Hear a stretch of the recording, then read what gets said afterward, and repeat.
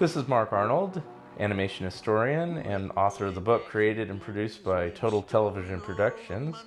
And today I'm speaking with the creator of Underdog, who is also the co-founder of Total Television Productions and also the co-author of the book with Chet Stover called How Underdog Was Born.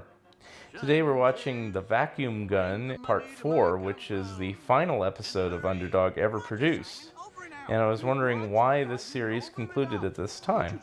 General Mills' policy was 3 years' worth, including any inner parts they had, and that's all they needed of a particular series.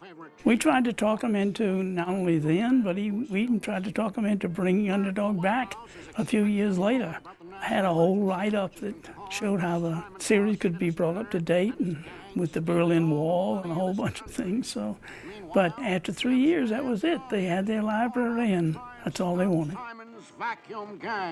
Tell me about your feelings about the longevity and the success of Underdog. There hasn't been any new episodes produced in years, yet it's probably your most successful character that you created. How does that make you feel?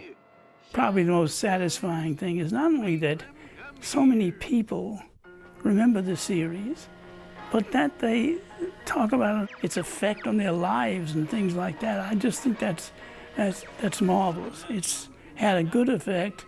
We tried to keep Underdog as a character that there was violence, yes, but always a kind of a happy ending in the sense that nobody got killed. We kept that out.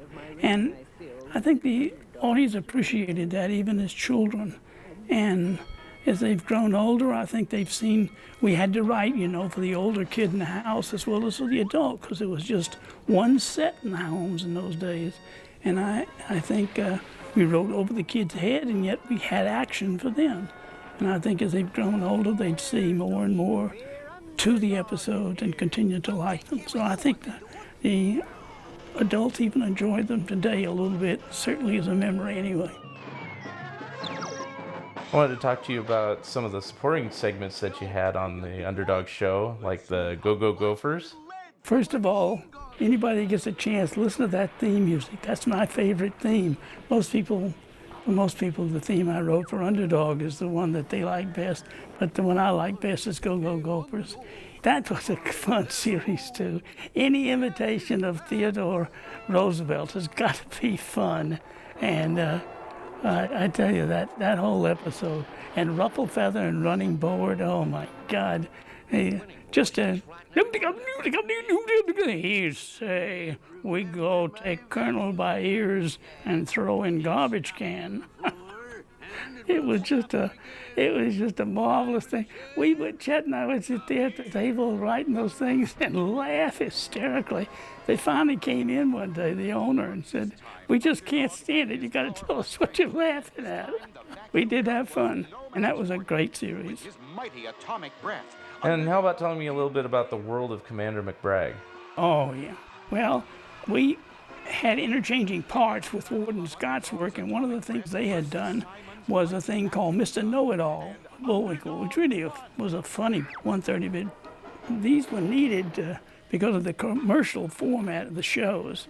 So General Mills wanted another 130 elements, some kind of, what can you do in a minute and 30 seconds? So we decided we'd tell Commander McBragg's life story with a minute and 30 segments. So what we did, went to the library and we got every book we could find about big lies. The biggest lies ever told in the world. And Commander McBragg tells every one of them. Biggest lies you ever heard.